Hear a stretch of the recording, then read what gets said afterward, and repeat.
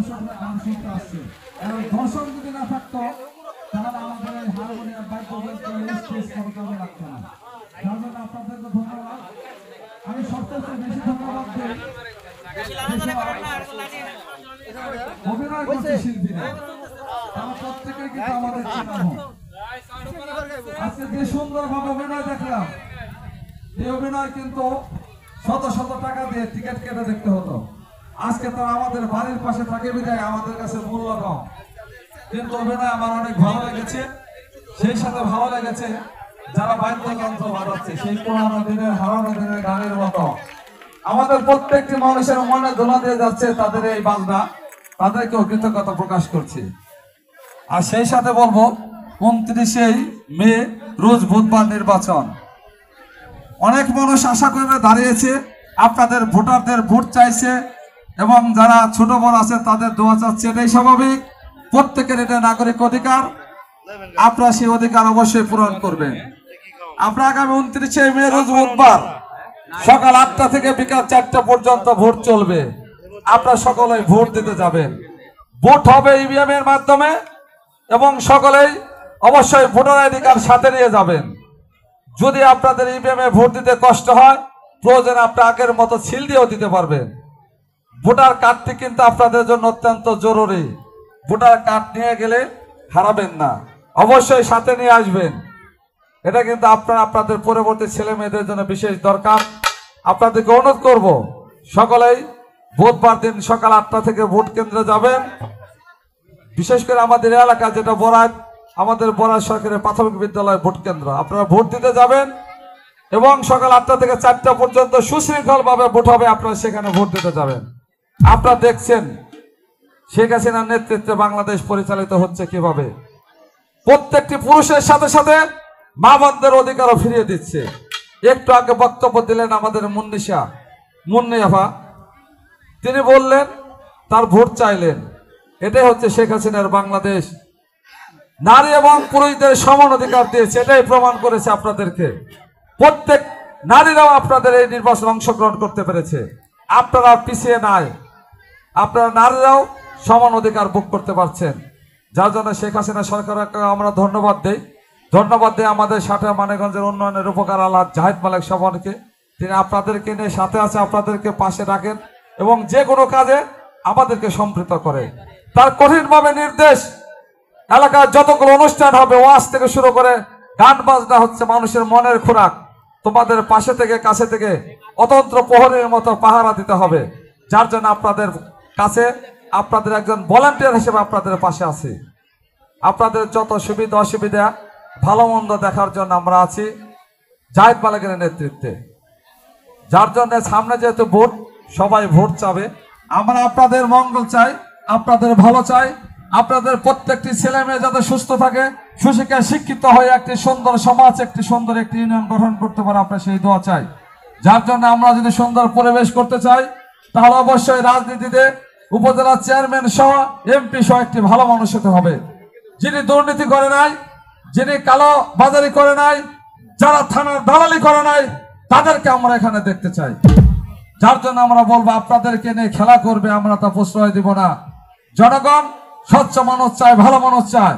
যার জন্য আমাদের মাননীয় স্বাস্থ্যমন্ত্রী, সাবেক স্বাস্থ্যমন্ত্রী আলহাজ জাহিদ মালিক স্বপন সকলের মধ্যে একজন প্রার্থীকে বেছে নিয়েছে, যার বাড়ি সাটুরিয়া প্রপারে, সাটুরিয়ার বাজারের মাঝখানে যার বাড়ি, তিনি দীর্ঘদিন আওয়ামী লীগের নেতৃত্বের সাথে জড়িত, যিনি কয়েকবার হজ করে আসছে, সেই আলহাজ গোলাম হোসেন, যিনি মন্ত্রী মহোদয় সকলকে অনুরোধ করেছে যে তার মার্কা হচ্ছে আনারস। তার মার্কায় আগামী বুধবার সকাল থেকে সন্ধ্যা পর্যন্ত ভোট প্রদান করবেন এবং তাকে আমরা বিজয়ী হিসেবে দেখতে চাই। যার জন্য আমি বলতে চাই, আপনারা আমার মা বোন, আমার মুরব্বীরা রয়েছে, আপনারা অত্যন্ত আমার কাছের মানুষ। আপনারা যখন ডাকেন চেষ্টা করি আপনাদের পাশে থাকার জন্য। যার জন্য আপনাদেরকে যেতে হবে না, আপনাদের সুবিধা অসুবিধা দেখার জন্য আমরা আছি। আমাদেরকে বিশ্বাস করে ভালোবেসে বুধবার দিন অবশ্যই আনারস মার্কায় ভোট দেবেন। আপনাদের সকলের কাছে আনারস মার্কায় ভোট চেয়ে এবং তাকে 29 তারিখে জয়যুক্ত করবেন, এই আশা ব্যক্ত করে আপনাদের সকলের সুস্বাস্থ্য কামনা করে, আপনাদের ছেলে মেয়েদের দীর্ঘ কামনা করি। বাল্য বিবাহ থেকে মুক্ত থাকবেন, মাদকাসক্ত থেকে মুক্ত থাকবেন, একটি সুন্দর গ্রাম গড়ব এই আশা ব্যক্ত করে আবার আনারস মার খায় ভরছি। আমি আমার বক্তব্য শেষ করছি। জয় বাংলা, জয় বঙ্গবন্ধু, বাংলাদেশ।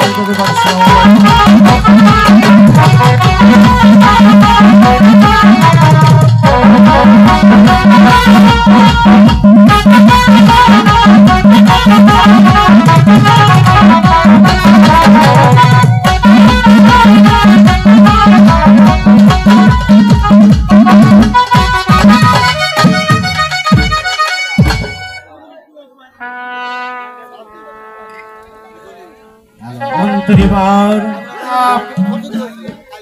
বলুন তো রাজ্যের কি সংবাদ?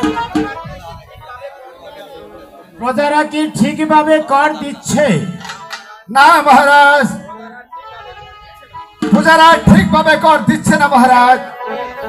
কারণ প্রজারা বলেছে আমরা ইচ্ছা করে এ কর দিব না। কি বলছেন মন্ত্রীবর? এর কারণ কি? এই প্রজারা বলেছে আমরা এই অলক্ষণীয় রাজার আদেশ আমরা কখনো মানব না মহারাজ, আর রাজ করা দিব না। না, কার এত বড় সাহস যেমন নামে বিদ্রোহ করে তাকে আমি ধরিয়ে আজকে মারবো। বলুন বলুন, প্রজারা কি চায়? এই প্রজারা বলেছে আবার আপনি দ্বিতীয় বিবাহ। আপনার সামনে আমি রানী রাজলক্ষ্মীর গায়ে স্পর্শ করে বলেছি আমি আর দ্বিতীয় দ্বার গ্রহণ করব না। আমার প্রজারা কি করে আপনার সামনে সাহস পায়? ক্ষমা করবেন মহারাজ, ক্ষমা করবেন। এটা আমার কথা নয় মহারাজ, এটা আমার কথা না, এটা প্রজাদের কথা মহারাজ। এই অথচ আপনি মহারাজ আমার উপরে এই রাগারাগি করছেন মহারাজ। এই আমাদের রানী রাজলক্ষ্মী এই চলে যাওয়ার পর এই প্রজারা এই কর দিচ্ছে না মহারাজ। এই এরা বলছে এই রাজ্য থেকে এই সুখ চলে গেছে, এই তাই আমরা কেউ এই কর দিব না মহারাজ, আর রাজার আদেশেও মানব না। কি বলছেন মন্ত্রী মহাশয়? তাহলে কি প্রজারা আমার বিরুদ্ধে বিদ্রোহ ঘোষণা করবে? হ্যাঁ হ্যাঁ মহারাজ, প্রজারা আপনার বিরুদ্ধে যুদ্ধ ঘোষণা করবে। না, অসম্ভব, কিছুতেই হতে পারে না। সেই বিদ্রোহীকে ধরে এমন শাস্তি দেব তা দেখে এই সারা রাজ্যের মানুষ ভয়ে শিউরে ওঠে। প্রজাদের কিভাবে দমন করতে হয় সে কথা আমারে ভালো করে জানা আছে। মীর কাসেম,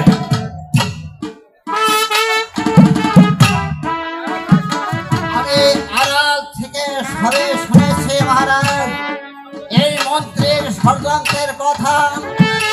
একদিন রানী রাজলক্ষ্মী আমাকে রাস্তায় থেকে কুড়িয়ে এনে সেনাপতিপদে স্থান দিয়েছিল, তাই তার সাথে আমি কথা দিয়েছি আপনাকে দ্বিতীয় দ্বার গ্রহণ করতে দেওয়া। আর মন্ত্রী জয়ন বাহাদুর, আমি আপনাকে একটি কথা শুনতে দিচ্ছি, আমার যদি মহারাজের সেই বিবাহের কথা তুলে ধরে তাহলে বলবে এই পৃথিবীর সবাই ক্ষমা করবে, এই সেনাপতি মুসলিম ক্ষমা করবে না। যাও পড়া এই মীর কাসেম এই হয়তো আমাকে শুধু শুধু এই মহারাজ দোষারোপ করছে মহারাজ। এই আমি এখন কোথায় যাব মহারাজ?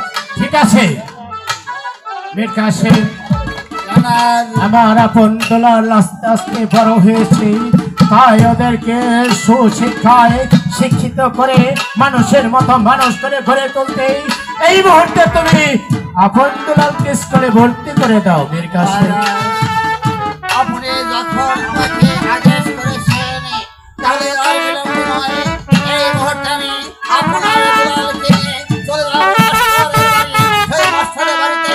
আমি আপনার দুলালকে দেখে তার কাছে নেবো, আপনার দুলালকে দেবো দেখা বসকে মানুষের মতো মানুষ করতে পারে। বেশ, চলে এসো মন্ত্রীবর।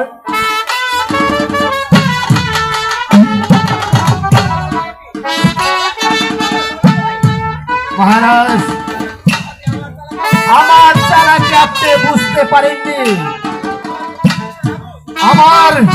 আমার এই বুকে প্রতিশোধের আগুন ধাউ ধাউ করে যাচ্ছে। আমি আবার আপনাকে দ্বিতীয়বার এই বিবাহ করাবো, তবে আমার নাম বাহাদুর। হে মা কালী, এই তুমি আমার মনের আশাটা পূরণ করো মা, তুমি আমার মনের আশা পূরণ করো।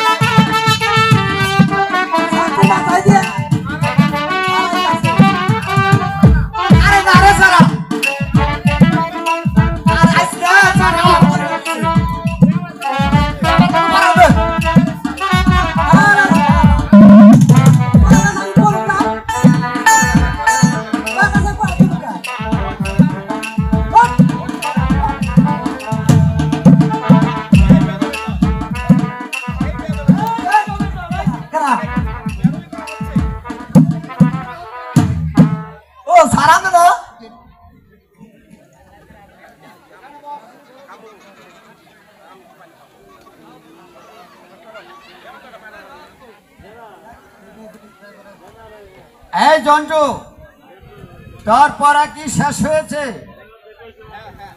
হ্যাঁ হ্যাঁ সব মুখস্থ করে আইছি। বেশ। এই মাগা, তুই কি পড়া মুখস্থ করেছিস? তবে এই বেদবি করলি কেন?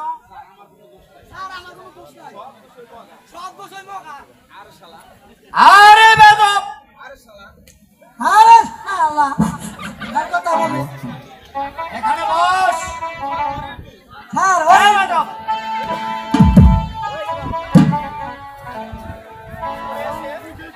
মাস্টার মাস্টার সেনাপতি মীর কাসেমের কণ্ঠ শুনতে পাচ্ছি।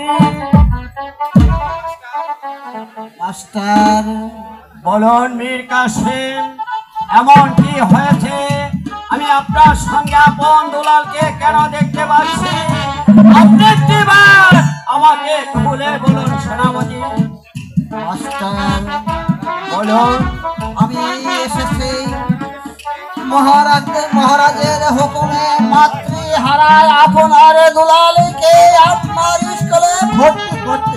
মাতৃহারা আপনার দুলালকে আমার স্কুলে ভর্তি করে দিতে এ যে আমার পরম সৌভাগ্য। তাই বলুন, বলুন সেনাপতি সাহেব, আপনি আরো কিছু বলতে চান? মাস্টার, আজ থেকে আমি আপনার দুলালকে আপনার স্কুলে ভর্তি করে দেব। ওদেরকে লেখাপড়া শিখে মানুষের মতো মানুষ করে তুলবে। আপনি সেজন্য কোনো চিন্তা করবেন না। আমি প্রাণ দিয়ে হলেও আপন দুলালকে সুশিক্ষায় শিক্ষিত করে ও একজন মানুষের মতো মানুষ করে গড়ে তুলব। ব্যাস, আপন দুলাল আজ থেকেই তোমরা এই গুরুদেবের কাছে থাকবে আর মন দিয়ে লেখাপড়া করবে। কেমন? না কাকা আমরা এখানে থাকবো না। আমরা কিছুতে থাকবো না, আমরা আপনার সাথে যাবো। বেশ তো, দেখেছো? ওই দেখো, ওই দেখো, অনেক অনেক পাখি, তাই না? দেখো, অনেক পাখি দেখা যাচ্ছে। তাই তো হ্যাঁ দুলাল, ওই দেখ অনেক পাখি। দাদা ওই তো অনেকগুলো পাখি। চলো এবার আমরা কাকার কাছে যাবো। কাকা কাকা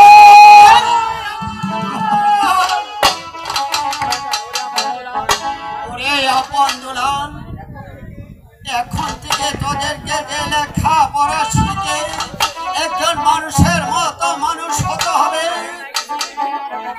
তোরা এভাবে ভেঙে পড়লে চলবে না রে। তাদের অনেক শিক্ষা শিক্ষিত হতে হবে।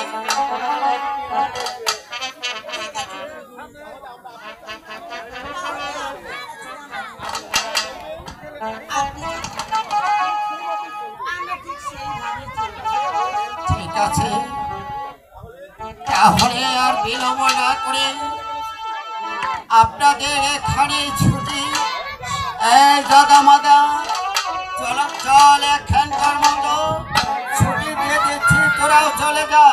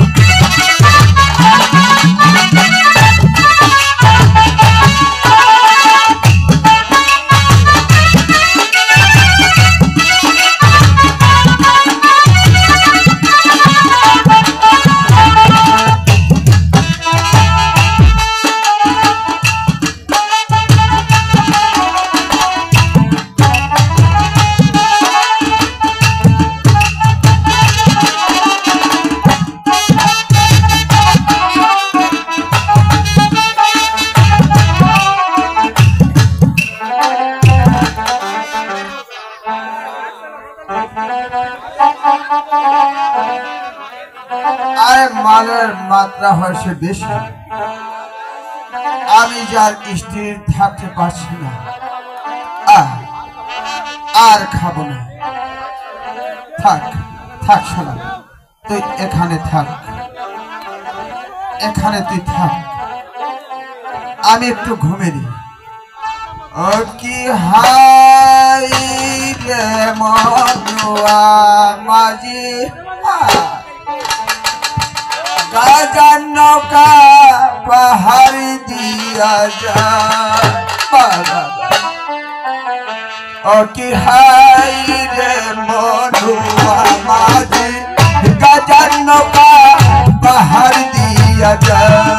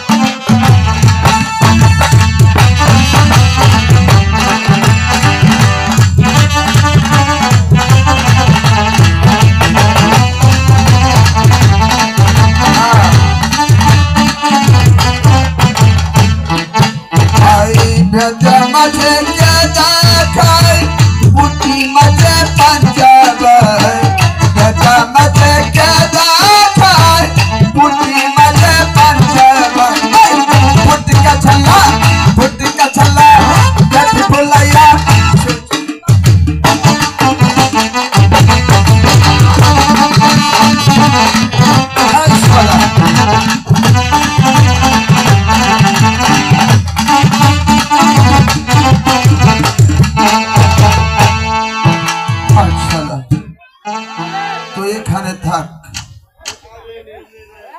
আমি একটু ঘুমিয়ে নিই।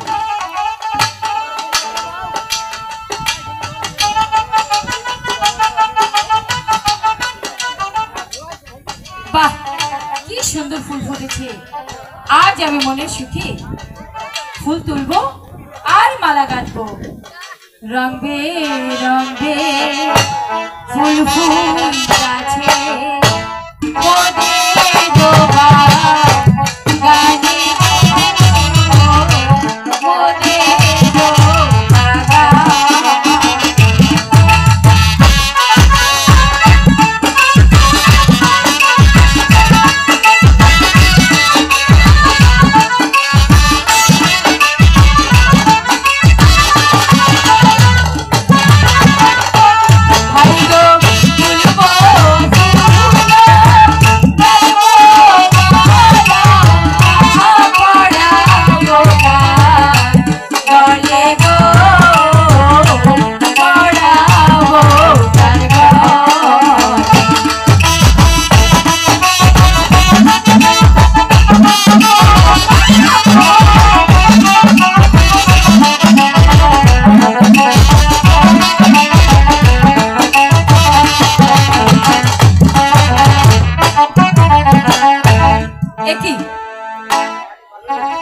আমার বাগানে এত সুন্দর রূপ আমি আগে তো কখনো দেখিনি।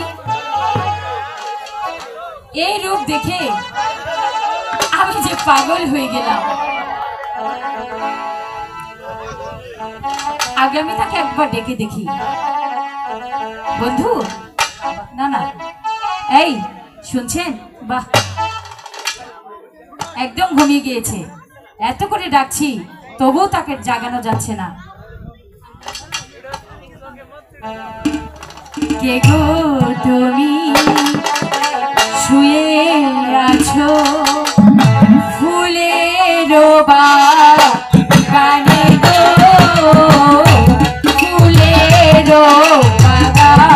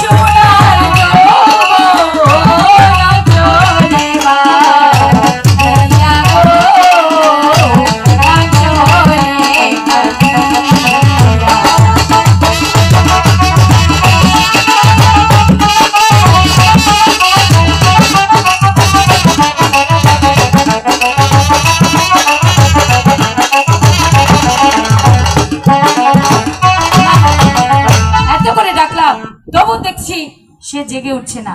ঠিক আছে, তোমাকে কেমন করে জাগাতে হয় সেটা আমার ভালো করে জানা আছে।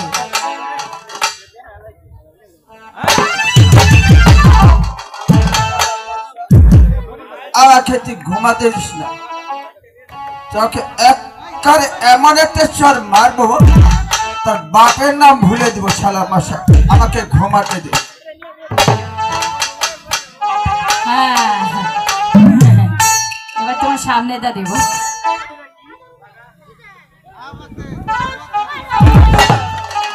এই এই কে তুমি? এই তুমি বড় মশা? হ্যাঁ, আমি ডেঙ্গু মশা। আমি যেখানে কামড় দেই সে জায়গা ফুলে যায়।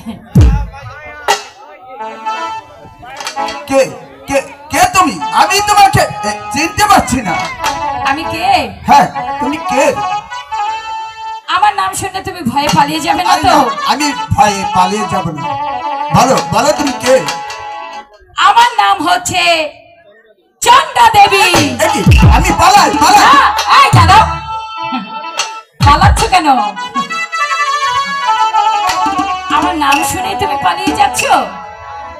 আমি তো আগেই বললাম তুমি ভয়ে পালিয়ে যাবে না তো? তাহলে আমার নাম কি তুমি জানো? আমি তো তোমার নাম জানি না। তোমার নামটি কি এবার তুমি বলো? থাক, আমি বললাম আমার নাম শুনে তুমি এখানে থাকবে না, তুমি বাইরে একবার মরে যাবে। না না, আমি বলবো কেন? মানুষের নাম শুনলে কেউ মরে যায়? তুমি বলো, আমি তোমার নামটা শুন। আরে ভয়ে পালিয়ে যাবে না তো? না না, আমি পালিয়ে যাব না।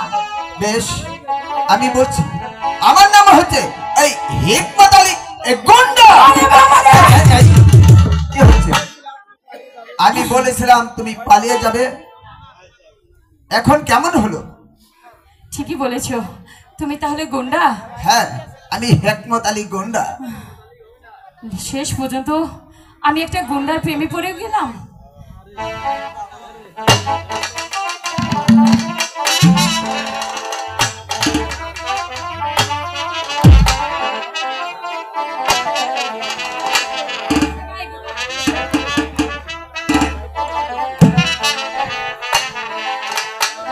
যেও না যেও না, যেও না রে বন্ধুয়া, যেও না যেও না, যেও না রে বন্ধুয়া, বলো না যাই যাই যাই, বলো না যাই যাই যাই।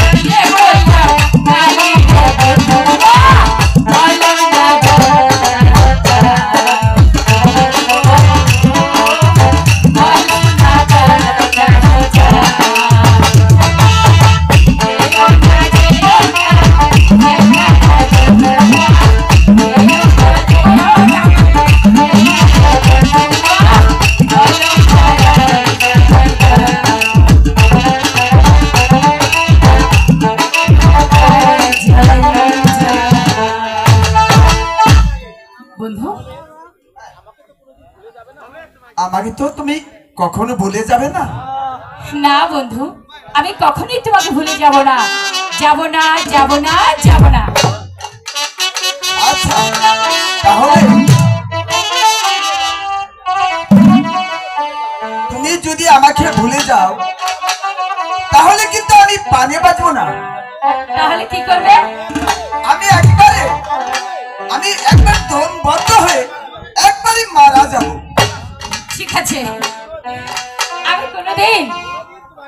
কোনোদিন তোমাকে ভুলে যাব না।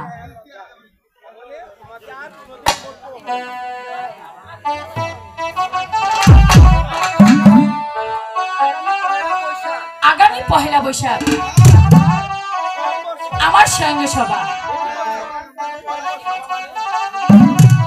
সভা মানে? শুনো, আমি বলছি, আমার সেই স্বয়ং সভায় অনেক দেশের রাজা থাকবে। সেখানে আচ্ছা যেই রাজাকে আমার পছন্দ হবে আমি তার গলায় আমার বরমাল্য পরিয়ে দেব। কি বলছো? তাহলে আমার কি হবে? কেন? আমি তোমাকে আমার সঙ্গে করে নিয়ে যাব। আমি যেখানে যাব তোমাকে আমার সঙ্গেই নিয়ে যাব। ঠিক আছে, তুমি কিন্তু আমাকে ছেড়ে চলে যেও। কখনোই যাব না বন্ধু। সাগরের মতোই গভীর,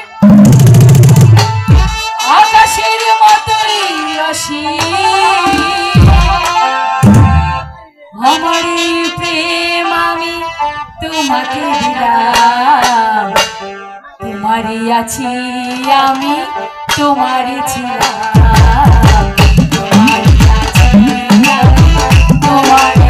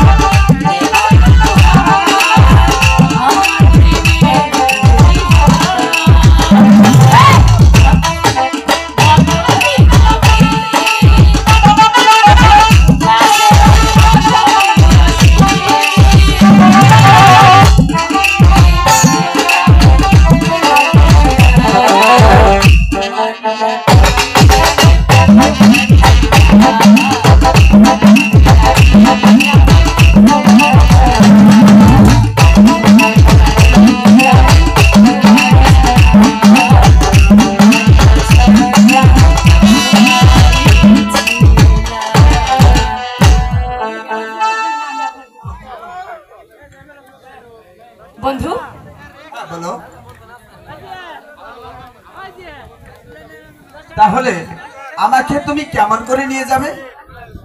আরে শোনো, আমার ঘরে সুন্দর একটি লোহার সিন্দুক আছে। সেই সিন্দুকের ভিতর আমি তোমাকে ভরে তারপরে আমি তোমাকে আমার সঙ্গে করে নিয়ে যাব। এ কি বলছো? আমি সিন্ধুকের ভিতরে ঢুকবো? আমি যে দমবদ্ধ হয়ে মারা যাব। না বন্ধু, তুমি ওখানে মারা যাবে না, তুমি কোনো চিন্তা করো না। আমি তোমাকে আমার সাথে করে নিয়ে যাব, তুমি নিশ্চিন্তে থাকো। বেশ, তাহলে তাই চলো। এবার চলো আমরা বিশ্রামে চলে যাই। তাই চলো। সাগরের মতো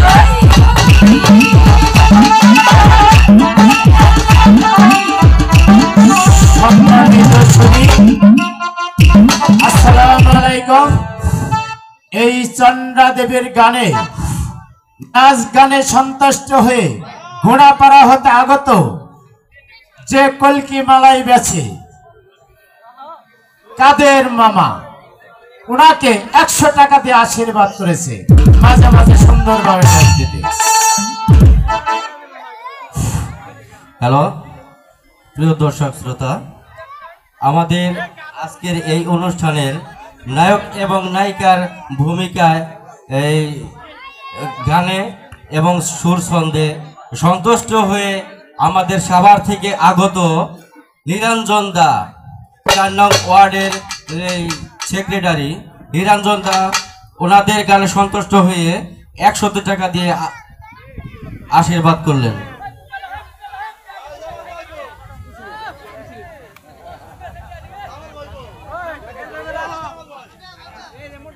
আর সেই সাথে বাদ্যযন্ত্র যারা বাজাচ্ছেন তাদের বাদ্যযন্ত্র শুনে সন্তুষ্ট হয়ে এই আমাদের বরাত ইউনিয়নের সাবেক চেয়ারম্যান এবং সম্মানিত সভাপতি 200 টাকা দিয়ে আশীর্বাদ করলেন।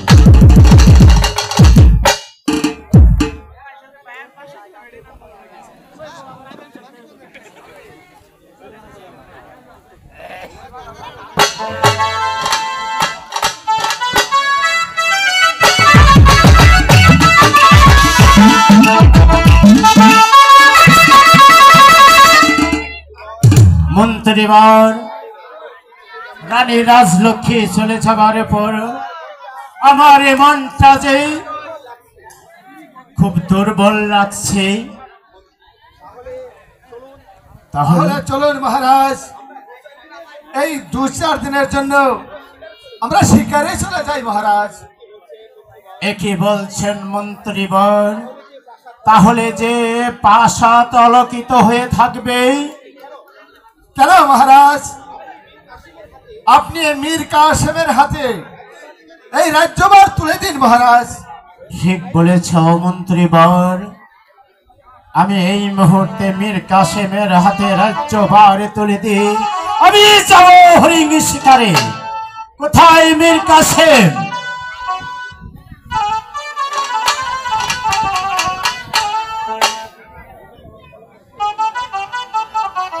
কি জন্য আমাকে তলব করেছেন জাহাপনা? সেনাপতি মীর কাসেম, আমি 2-4 দিনের জন্য হরিণ শিকারে যাব, তাই রাজ্য পরিচালনা করার দায়িত্ব আমি তোমার হাতে তুলে দিব। একে বলছেন জাহাপনা? আমার মন বলছে এর ভিতরে রয়েছে গুপ্ত কোনো রহস্য। আপনি শুনে রাখুন মন্ত্রী জং বাহাদুর, আপনি শিকারে চলে যাবেন মহারাজকে সাথে নিয়ে, তাতে আমি আপনাকে বাধা দেব না। শিকারের ছল না করে সেই শিকারে নিয়ে মহারাজকে কথা চিন্তা ভাবনা করে সবাই ক্ষমা করলেও মীর কাসেম, তুমি শান্ত হও মীর কাসেম। তুমি তো জানো আমি রানী রাজলক্ষ্মীর গায়ে অচ্ছক করে বলেছি আমি আর দ্বিতীয়বার গ্রহণ করব না, তাই তুমি কোনো চিন্তা করবে না। আমি তোমাকে অনেক বিশ্বাস করি বলে আমি এই রাজ্যভার আমি তোমার হাতে তুলে দিতে যাচ্ছি, তাই শিকারে যাওয়ার ব্যবস্থা করো। চলে এসো মীর কাসেম। আমি আপনার সেখানে যাবার ব্যবস্থা করছি। রাজা ধনপতি, তুমি আমার চালাকি বুঝতে পারোনি। আমি তোমাকে ওই শিকারের সময় দিয়ে আমি তোমাকে দ্বিতীয় দান গ্রহণ করাবো। তারপর আপন আর দুলালকে আমি এই কুকুরের মতো আসিয়ে আসিয়ে আসিয়ে মারবো। তবে আমার নাম জং বাহাদুর। আর আর তোমার এই সুখের সংসার জ্বালিয়ে পুড়িয়ে ছারখার করে দেব। তবে তবে আমার নাম জং বাহাদুর।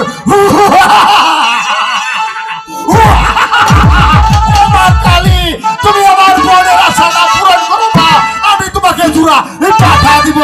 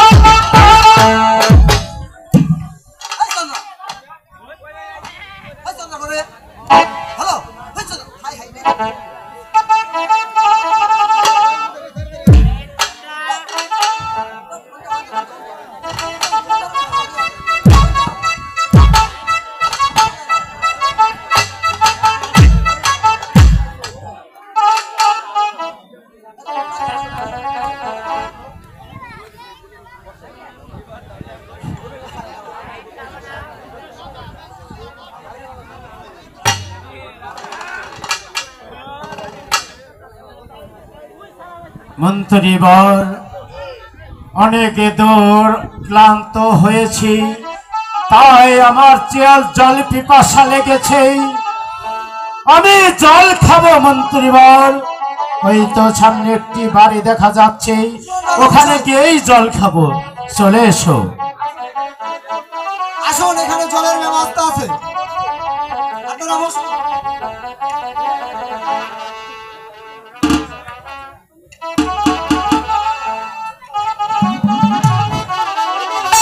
একই মন্ত্রীবর, আপনি আমাকে কোথায় নিয়ে আসলেন? আমার মনে হচ্ছে এখানে একটি স্বয়ংবর সভা। হ্যাঁ মহারাজ, একটি স্বয়ংব সভা। এটা হচ্ছে এই চন্ডা দেবীর স্বয়ংব সভা। এখানে আপনার মতো সব দেশের রাজাই উপস্থিত আছে। চলুন আমরা এখান থেকে চলে যাই। না মহারাজ, এই বসুন, আপনি বসুন মহারাজ। আপনি ক্লান্ত, আপনি একটু বসুন মহারাজ।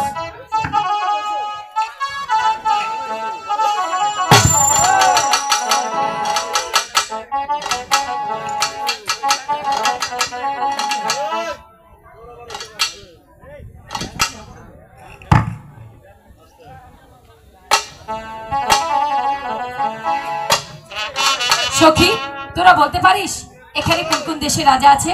আরে সখী, তুমি এখানে একটু অপেক্ষা করো, আমরা দুই সখী মিলে বলি। ঠিক আছে, বলো। শোনো শোনো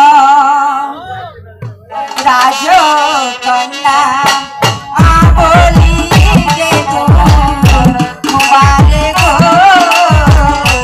বলি যে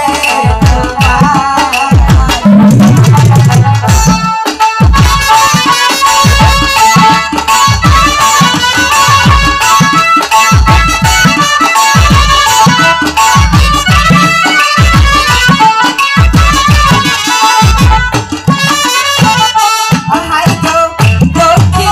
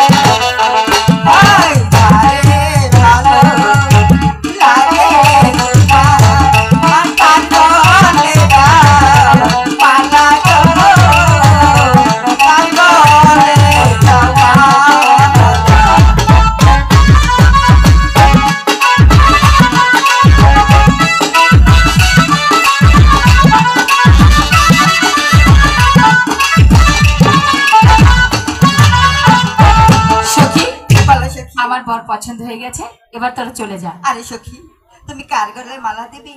আমরা না দেখে চলে যাব। ঠিক আছে, তাহলে তোমরা বসো। সাক্ষী থেকো চন্দ্র সূর্য আসমান মিন গো আসমান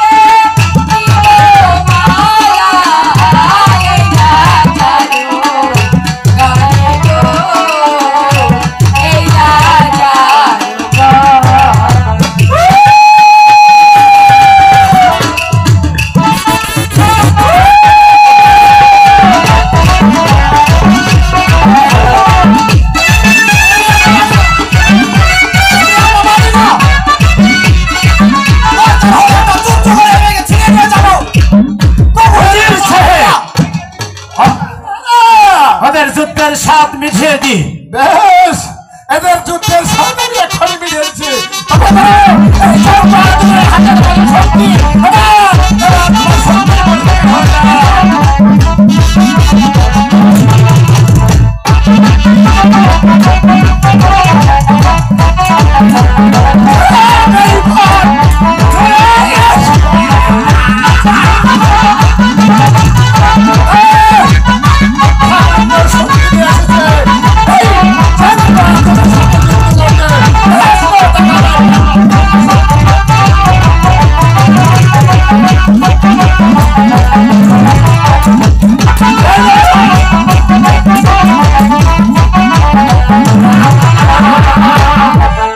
সামান্য শক্তি নিয়ে এসেছে এই মির্জান বাহাদুর।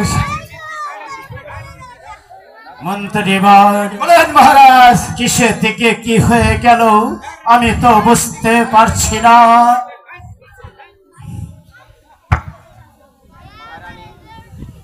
মহারানী,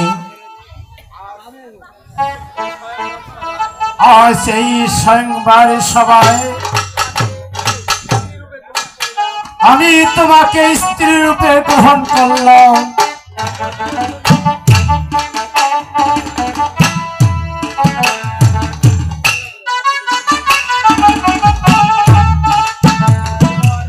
মন্ত্রী মহারাজ, আপনি এই মুহূর্তে চলে যান, আমাদের দেশে যাওয়ার ব্যবস্থা করুন।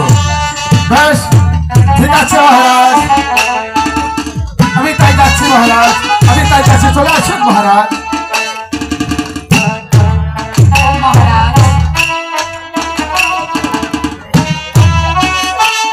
আমি একটু কথা বলবো মহারাজ। বলো রানী, তুমি কি বলবে? মহারাজ, আমার একটা জিনিস রয়েছে। কি জিনিস রয়েছে রানী? আমার ছোটবেলা খেলার একটি সিন্ধুক রয়েছে, আমি সেটাকে আমার সঙ্গে করে নিয়ে যেতে চাই। তুমি আমাকে হাসালে রানী। ওই সিন্ধুক, শত শত সিন্ধুক আমার বাড়িতে রয়েছে, আর তুমি একটি সিন্ধুক নিয়ে যেতে চাও? না মহারাজ, সেটা আমার ছোটবেলার খুব প্রিয় একটা সিন্ধুক। ওটাকে সবসময় আমি আমার সঙ্গেই রাখি। ঠিক তাই আছে। বলছিলাম ওকে আমার সঙ্গে করে নিয়ে যাবো। ঠিক আছে রানী, তুমি যখন বলছো তোমার এই ছোটবেলার সিন্ধুক তুমি সত্যি নিয়ে যাবে, আমি তোমাকে অনুমতি দিলাম।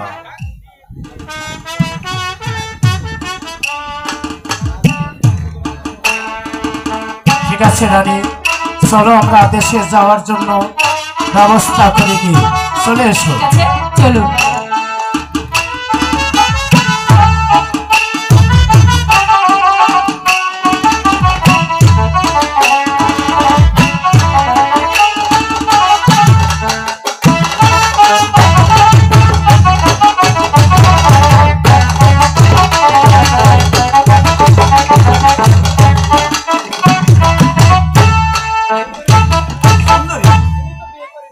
তুমি তো এখন বিয়ে করে নিলে, এখন আমার উপায় কি? আরে বন্ধু, উপায় আছে। আমি তো তোমাকে আমার সঙ্গে করেই নিয়ে যাব। আমাকে কেমন করে নেবে? কেন? আমি তোমাকে আগেই বলেছি আমার সেই সিন্ধুকে ভরে তোমাকে আমি নিয়ে যাব। আমার যখন প্রয়োজন হবে তোমাকে সেখান থেকে আমি বের করে নিয়ে আসবো। বেশ, আচ্ছা শোনো সুন্দরী, আরে শোনো না, তুমি এই সময় আমাকে একটি গান শোনাবে?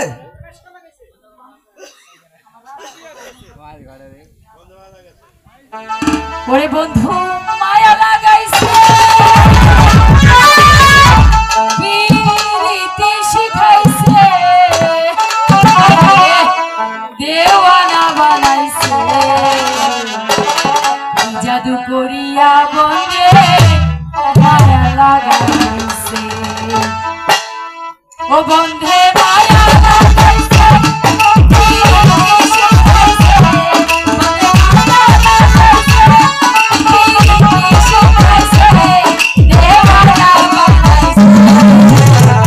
জাদু করিয়া বন্ধে মায়া লাগাইছে, জাদু করিয়া বন্ধে মায়া লাগাইছে।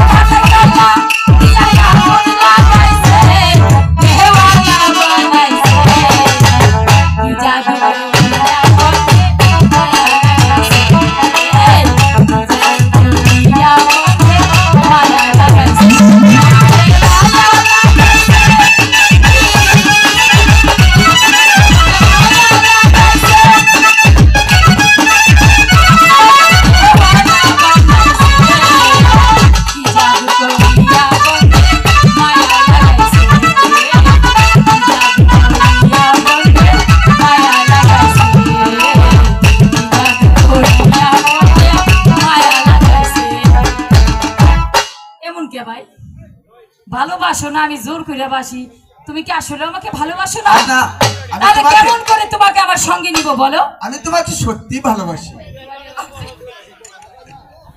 ঠিক আছে বন্ধু, এবার চলো আমরা বিশ্রামে চলে হ্যাঁ, যাই। তাই চলো।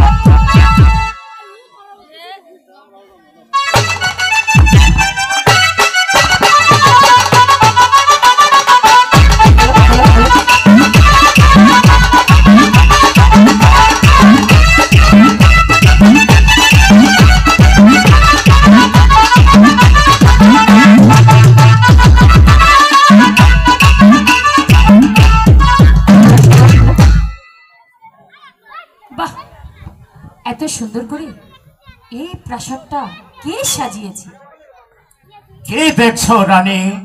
মহারাজ, আমি দেখছিলাম এই প্রাসাদটা এত সুন্দর করে কে সাজিয়েছে? এই প্রাসাদ সাজিয়েছে রানী রাজলক্ষ্মী। রানী রাজলক্ষ্মী? হ্যাঁ রানী। কে সেই রাজলক্ষ্মী? আমার আমার আপনের দোলালের মা, সেই সেই রানী রাজলক্ষ্মী ওই পরপারে চলে গিয়েছে। তার নিজ হাতে এই প্রাসাদ সাজিয়েছে। তাহলে রাজার দুটি ছেলেও রয়েছে? কি ভাবছো রানী? না, কিছু ভাবছি না। আমি বলছিলাম কি, আপন আর দুলাল ওদেরকে আপনি যদি একটু প্রাসাদে নিয়ে আসতেন তাহলে আমি ওদেরকে দেখতাম। ওরা এখন কোথায় আছে? ওরা মাস্টার বাড়ি লেখাপড়া করছে। ঠিক আছে, তাহলে আপনি ওদেরকে আনার ব্যবস্থা করুন। বেশ রানী, তুমি যখন বলছো মেরে কাছে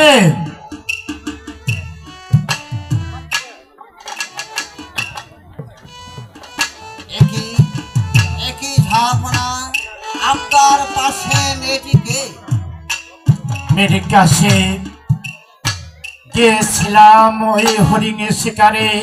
হঠাৎ করে জল পিপাসায় একটি স্বয়ংবর সভায় উপস্থিত হয়ে বাক্য প্রাণ দোষে আমার গলে বলমাল্য পড়ে গেল। আমি কিছুই বুঝতে পারলাম কে না। বলছেন ঝাপনা? আপনি কি ভুলে গেছেন আপনার সেই অঙ্গীকারের কথা? না মেরে কাছে রানী রাজলক্ষ্মীর গায়ে স্পর্শ করে বলেছিলেন আপনি কোনদিন দিতে দ্বার গ্রহণ আমি করবেন না। কিছুই বুঝতে পারলাম না মেয়ের কাছে। কি হতে যে কি হয়ে গেল আমি কিছুই বুঝতে পেলাম না। দেখো ভাই, মেয়ের কাছে আমি কি আপন দুলালের মা হতে পারবো না? আমি তো মায়েরই জাত, আমি মায়েরই মতো আদর স্নেহ দিয়ে আমি ওদেরকে কোলে করে নেব। বেশ, আমিও আপনাকে বোনে বলে শ্রদ্ধা করব, কিন্তু একটি কথা আমি আপনাকে স্মরণ করে দিচ্ছি, সেই আপন দুলালকে যদি আপনি সন্তানের মতো বুকে টেনে নিতে পারেন ভালো, আর যদি সেই আপন দুলালের দিকে আপনি একটিবার সেই কুদৃষ্টিতে তার চেষ্টা করেন, তাহলে মনে রাখবে যে 30 কোটি দেবতা ক্ষমা করতে পারে। এই বীর কাছে ক্ষমা মেয়ের কাছে তুমি নিশ্চিন্তে থাকো। তুমি মাস্টারের বাড়ি গিয়ে আপনার দোলালকে নিয়ে এসো ভাই। বেশ, এই মুহূর্তে আমি চলে যাচ্ছি মাস্টারের বাড়িতে। আমি মাস্টারের বাড়িতে চলে গিয়ে আমি আপনার দুলালকে আপনার সাথে হাজির। রানী রাজলক্ষ্মী, বলুন মহারাজ। মহারানী মরার পর আমি যে অনেক কষ্টে আছি, আমার যে মন ভালো নেই, তাই আমি এখন কি করব রানী? তুমি আমার মনটা একটু ভালো করে দাও রানী। ঠিক আছে মহারাজ, আপনি এখানে বসুন।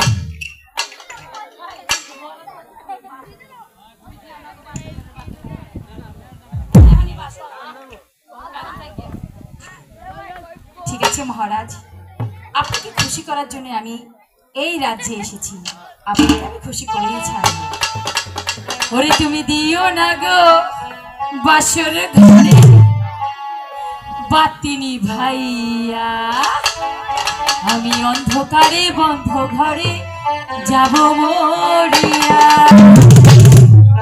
ও তুমি ভয় কেন পাও প্রাণ সজনী আমারই দেখে সোহাগে রাখো তোকে দাঁড়াইয়া।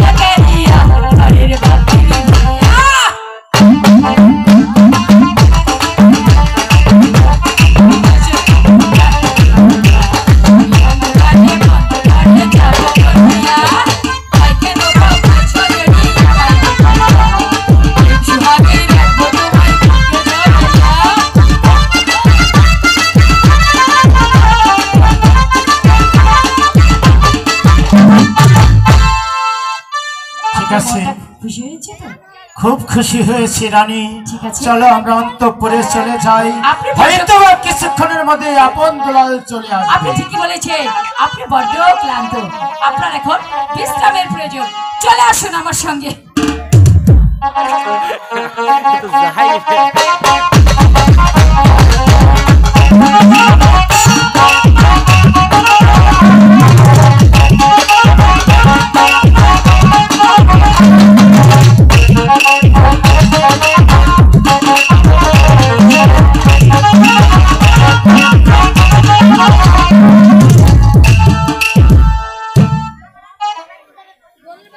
গুরুজি, আজ কত দিন হলো আমাদের টাকা গুরুজি ওরে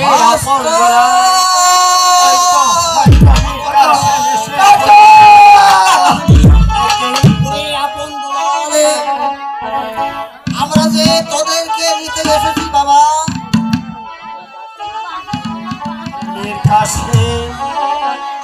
হঠাৎ কেন তুমি আমার কাছে ছুটে আসলে আপন দুলালকে নেওয়ার জন্য? আমি যে কিছুই বুঝতে পারছি না। মাস্টার বলুন। আপনি দুলালের মা আপন দুলালকে দেখবি? একে বলছে আপন দুলাল। আমাদের মা এসেছে কাকামণি, চলুন কাকামণি, শীঘ্র করে চলুন। আরে আপন দুলাল, মাসলো কইছে কে কাকা? আরে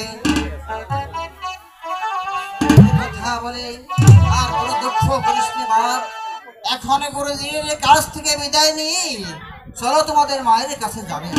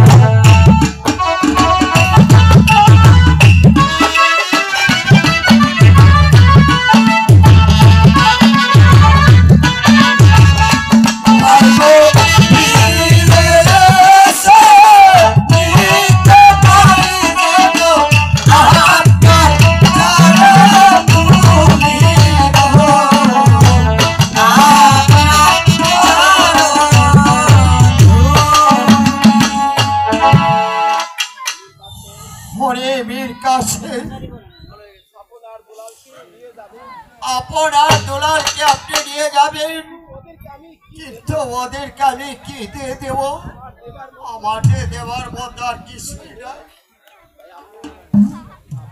বাবা আপন গুরুজি, আমি তোকে বিদায় দেওয়ার সময় আমার এই গায়ের চাদর খানা আমি তোকে দিয়ে দিচ্ছি বাবা। গুরুজি, গুরুজি, গুরুজি, আপনি আশীর্বাদ করবেন গুরুজি। হ্যাঁ রে বাবা, আপনার দেওয়ার এই চাদরখানা, এই চাদরখানার মান যেন আমি রাখতে পারি গুরুজি, আমি যেন রাখতে পারি। গুরুজি, বল বাবা দুলাল। দাদাকে তো চাদর দিলেন, আমাকে তো আপনি কিছুই দিলেন না। ওরে বাবা দুলাল, তুই দুঃখ করিস নে বাপ, আমি তোমাকে প্রাণ ভরে আশীর্বাদ করে দিচ্ছি। ওই ভগবান যেন তোমাদেরকে চির সুখী করে, চির সুখী করে বাবা। ঠিক আছে গুরুজি, আপনার আশীর্বাদ মহামূল্যবান আশীর্বাদ। এই চাদরের চেয়ে অনেক মূল্যবান জিনিস আপনি আমাকে দিয়েছেন, আমি খুব খুশি হয়েছি গুরুজি। আপনি দোয়া করবেন আমরা যেন আমার মায়ের সঙ্গে অনেক ভালো থাকি। বেশ, আমি তাই করে দিচ্ছি। সেনাপতি মীর কাসেম মাস্টার, আপন দুলাল দুটি ভাইকে তুমি নিয়ে যাও, আর মাকে দেখে আবার আমার কাছে তুমি এনে পৌঁছে দেবে। তাই হবে মাস্টার। এই মুহূর্তে আপন দুলালকে ওদের মায়ের কাছে নিয়ে যাও। ওই আপন দুলাল, আর বিলম্ব কেন? এই হাই মুহূর্তে গো ফিরে এসে নিতে পারি আপনার চরণ ধুলি গো, আপনার চরণ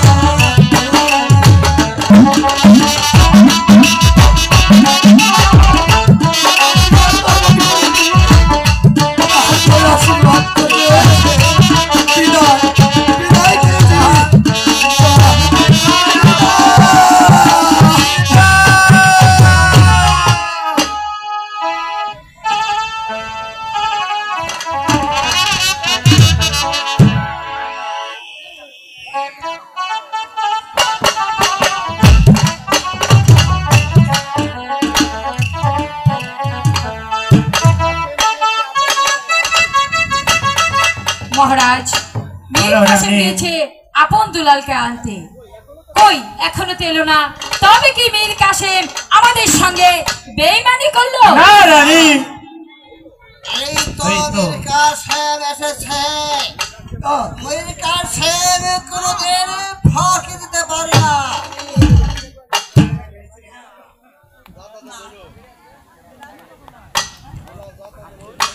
আপন দুলাল আমার কাছে এলো, কই তুমি তো আমার কাছে এলে না? দুলাল ছোট, তাই দুলাল আপনার কাছে গিয়েছে, আর আমি আপনাকে দূরে থেকে হাজার হাজার প্রণাম জানাচ্ছি মা। বেশ, তুমি যখন আমাকে প্রণাম জানিয়েছো আমি খুব খুশি হয়েছি। মা মাগো,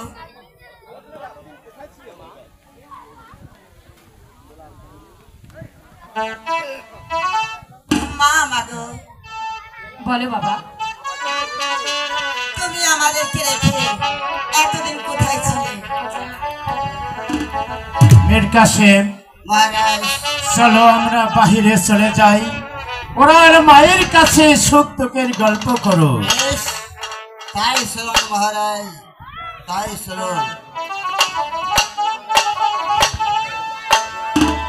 দুলাল, আমি বলো বলছি দাদা। কি, তুই একটু মায়ের কাছে থাক, আমি একটু ফুল বাগান থেকে ঘুরে আসি। ঠিক আছে দাদা। ঠিক আছে?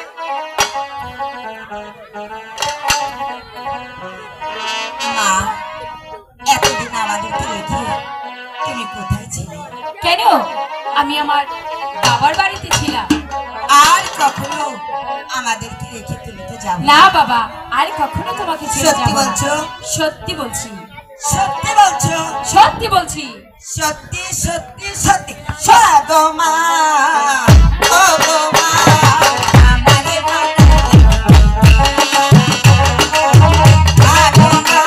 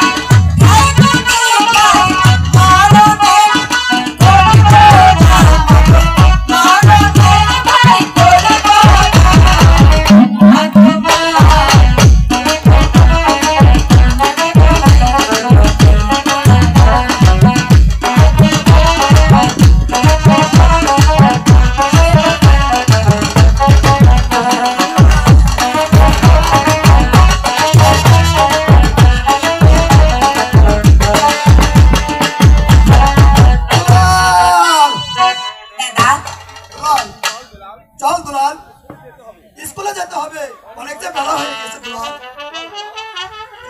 চল দুলাল। না দাদা, আমি আমার মায়ের কাছে থাকবো, দুলাল, তুমি চলে যাও দাদা। লেখাপড়া না শিখলে দুলাল তোকে যে বন্ধ বলবো দুলাল। আমি যাবো না দাদা। দুলাল, গুরুজি দেওয়ার চাদর তোকে দেবো, স্কুলে চল দুলাল। আই চলো চলো দুলাল বাইরে স্কুলে পড়িতে।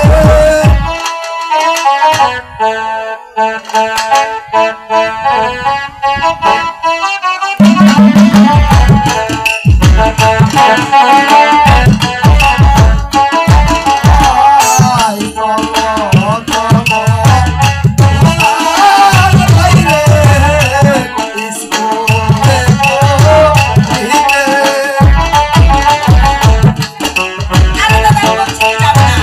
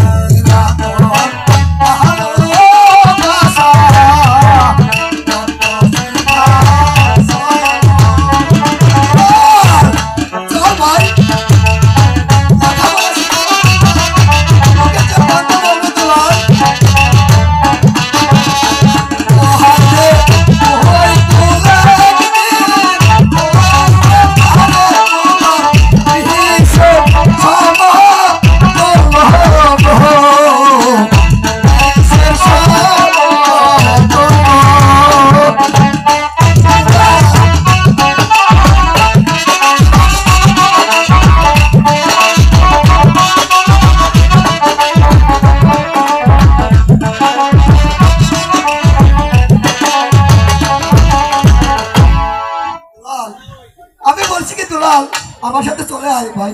আরে দাদা, আমি বলছি তো যাবো না। তোমার জন্য মা আমার তার কোল থেকে ফেলে দিয়েছে। যাও, তুমি চলে যাও। শোন দুলাল, আমরা যদি স্কুলে না যাই গুরুজি আমাদের প্রতি রাগ করবে। আরে আমি বলছি তো যাবো না। গুরুজিকে যে আমরা কথা দিয়ে এসেছি রে ভাই। আরে দাদা, গুরুজিকে কথা দিয়েছি, সেই কথা তুমি রাখো গিয়ে। আমি যাবো না, আমি আমার মায়ের কাছে চল থাকবো। দুলাল, আমি বলছি কি গুরুজির দেওয়া এই চাদর আমি তোকে দিয়ে দেবো। আমাকে তুমি চাদর দেবে হ্যাঁ, দাদা? দেবো। ঠিক আছে, তাহলে তুমি আমাকে চাদরখানা দিয়ে চলে দিচ্ছি এসো। দুলাল। ঠিক আছে। দুলাল, আমি বলছিলাম ভালো ভালো চলে আয়, এখন তুই ভালো ভালো গেলি না। আমরা যে গুরুর কাছে না গেলে গুরুজি অনেক রাগ করবে। মামনি, আমাকে চাদরখানা কেমন মানিয়েছে? খুব সুন্দর লাগছে। সত্যি। এই দাদা, তুমি এবার চলে যাও, আমাকে চাদরখানা খুব সুন্দর দেখা ঠিক আছে, আমি চলে যাচ্ছি, কিন্তু তোকে সাথে নিয়ে যাচ্ছি দুলাল। আয় চলে আয়, আয় বলছি আয়।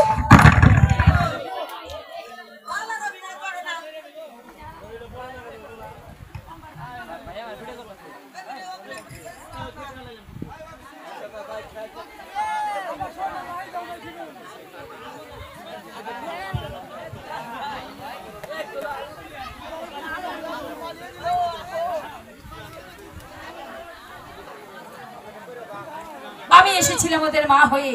ওরা যখন আমাকে মা হয়ে সংসারে থাকতে দিবে না, তাহলে ওদেরকে আমি দেখিয়ে দিব বিমাতা